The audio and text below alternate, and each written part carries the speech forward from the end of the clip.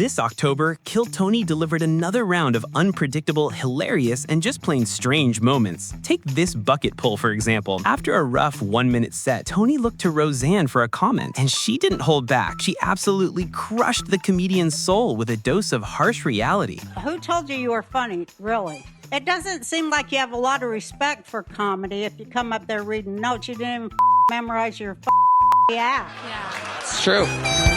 That is true. That's rule number one. You should know that. You should at least memorize your shit, and get some delivery. You ever heard of that? Delivery? I have. And also, a joke is a premise and then a payoff. Yeah. You don't even have any punchlines. I gotcha. I mean, really, I'm glad you're an influencer on whatever it is you do. Ah. And my advice is don't quit your day job, bitch. And then you get a guy like this. The minute was one thing, but when Tony started the interview, you could tell right off the bat he had his own unique style of answering questions. It wasn't about jokes, it was just his own world, and watching the panel try to make sense of it was hilarious. How old are you, Paul? Scared. What? Scared. How old are you, Paul? Oh, my bad. 22. What did you think I said? How are you? Oh, I love it. Okay, and you were in high school until you were 21? Why? How? How did this happen, Paul? I don't know. I'm gay. All right. Okay, what did that have to do with it? I don't know, man. Okay. I ran out of things to say. It's okay, Paul. Just think of the real answers. You don't have to have a joke prepared for everything. I'm trying too hard. So don't do that. Just answer honestly, Paul. You're doing good, buddy. Don't worry. You're panicking. I am. As the guy was clearly entering a panic spiral, Andrew Santino tried to throw him a lifeline, telling him to just close his eyes and reset. Remember who you are. Know who you are. You're Paul. You came here tonight with some pretty good jokes. They did pretty good, huh, Paul? Do you feel good? Yeah. Now open your eyes. Here we are, Paul. Welcome to Kill Tony. Yeah. Paul. But let's just say that tactic didn't exactly work. If anything, it just made him look more terrified. What do you do for work in El Paso? Landscaping. I'm a spick. Wow. All right. Paul, close your eyes again, dude. Good God. So, what does it take to get a golden ticket? A killer 1-minute set? A special talent like solving a Rubik's Cube? How about doing it all on your very first time on the show? This bucket pull came out, delivered a rock-solid minute, then casually solved a puzzle during his interview. It was the total package, and he walked away with a golden ticket that was absolutely earned. My glasses on, I'd be like, oh, this is like a kind of cute nerdy guy. Glasses off, it looked like I eat crayons for the flavor. Glasses on, history teacher with autism.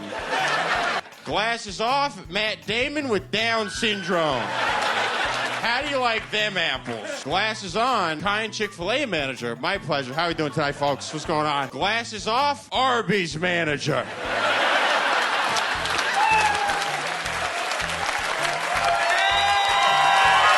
After this guy's set got him booed into oblivion, All right. a heckler delivered the final blow.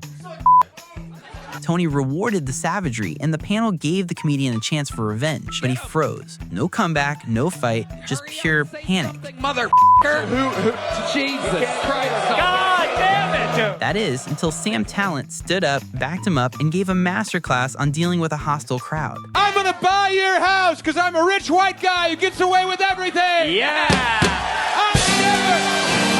I roll through life with perfect teeth and skin that a woman would kill for. I don't need this from you, pig. This is it. Get in there. Dude, fucking say it. You! And of course, a Timmy No Brakes pull had to happen this month. At this point, it's not even a question of if he'll be good, it's a matter of how good. He came out with that same wild energy we've come to expect and just steamrolled the crowd with a killer minute. The guy is a guaranteed highlight every single time. All right, William isn't here, so he sent me his jokes. Gonna go through them. Elon Musk said in an interview this week that AI will replace Mexicans by 2028. To which Mexicans said, ay, ay, ay, ay, ay, ay, ay. This one just says, Tony, moving forward, can I go by Clifford the Big Red Angry Retard?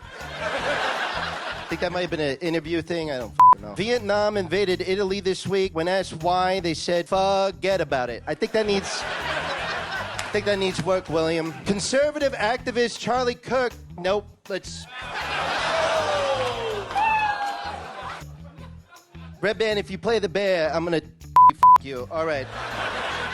NASA's Perseverance rover. My hands are shaking because I'm going through withdrawal right now. I haven't in like 2 hours. It just, honestly, this just says the N-word a bunch of times. Let's just wrap it up right there. Ari Matti also graced the stage a few times in October, and let's just say he was on a mission, and it seemed like he came with a very specific agenda to go after the women. Anytime he got the opportunity, he was just relentless, punishing them with some seriously rough jokes. So I just found out that in chess, you know chess? In chess, they have a separate league for women. Why? In basketball, it makes sense. I'm gonna jump over you. In boxing, I get it. I just but in chess too, huh? So you're telling me it's official? You guys are stupid too, huh? A woman tried to fight me after the show. It was great. Ooh, what was she mad about? The checkers? I didn't even get it. I hit her before I could find out. I'm an old school guy. Smack! You know, in Estonia, if you hit your wife, the cops show up and they go, well, what did she do? Just when you think the energy is going one way, he completely flips the script. He followed up with a story about him and Martin Phillips getting caught in an earthquake, and the way he told it was pure comedic chaos. We got hit by an earthquake, dude. Never been in an earthquake. I'm freaking the fuck out. I look over at Martin Phillips. He's standing perfectly still.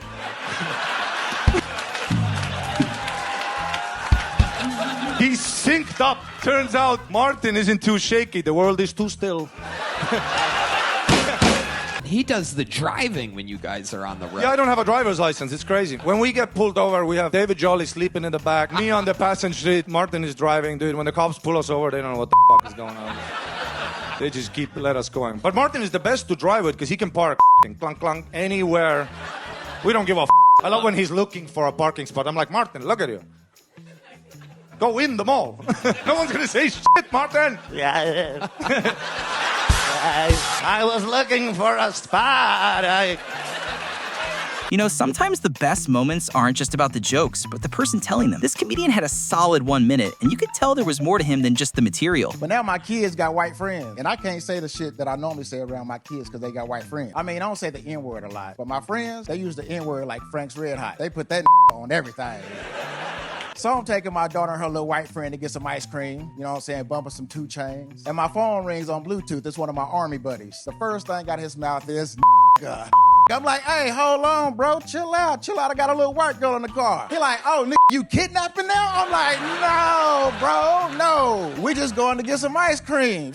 Shit, chill out. Meanwhile, I'm looking back in the rearview mirror. She looking at me smiling and shit like she ain't on the joke. She says, don't worry, my daddy says it all the time. I'm like, oh, He had the room on his side, but the real story wasn't in his jokes. During the interview, he dropped a bombshell. He became a father at 18 while still in high school. From there, the mood shifted, and he took everyone on a wild ride through how that all went down. Got my high school sweetheart pregnant at 18. Thought we was gonna be together, went to AIT, she was cheating on me and shit. The black woman? Nah, she white. How did you find out this white devil was cheating on you?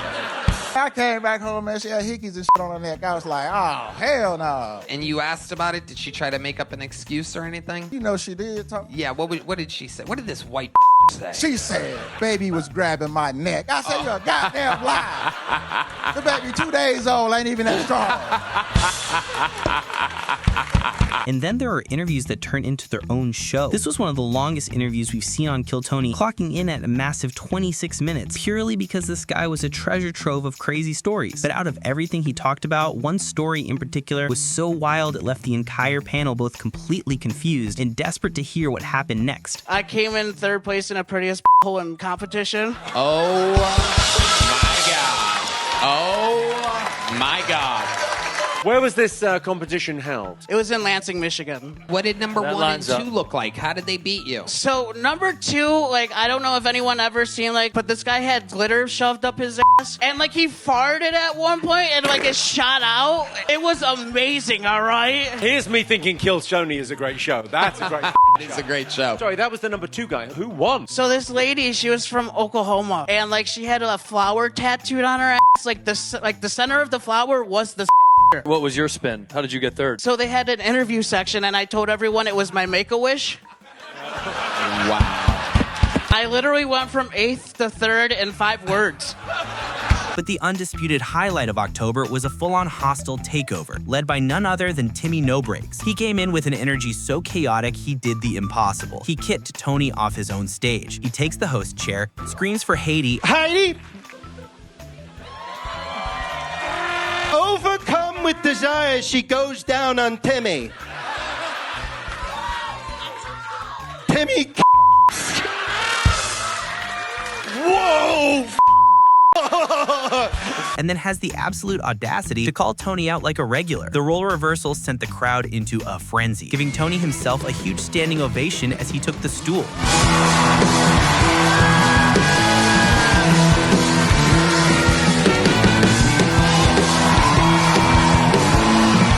The most brilliant part, he had the whole thing scripted, and Tony was just game enough to play along. Well, man, these lights sure are bright.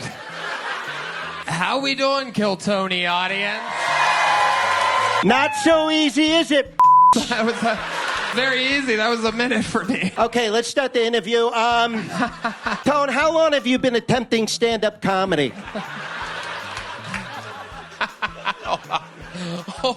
Oh, this is improvised. I've been doing it 18 and a half years. 18 and a half years. Yeah, I started at the Comedy Store. So 18 and a half years, Tone. Okay, let's, I want to hear your best joke in 18 and a half years. No pressure, Tone. Well, let's so glad you asked, Timmy. And let me tell you, what you've built here is absolutely incredible. I gotta say, the opportunities that you give people. Here's a small joke book.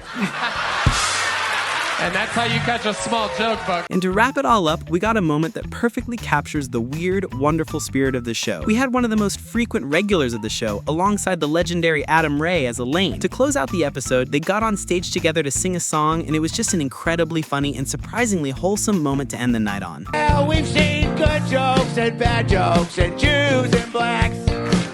And that fat guy almost had a heart attack.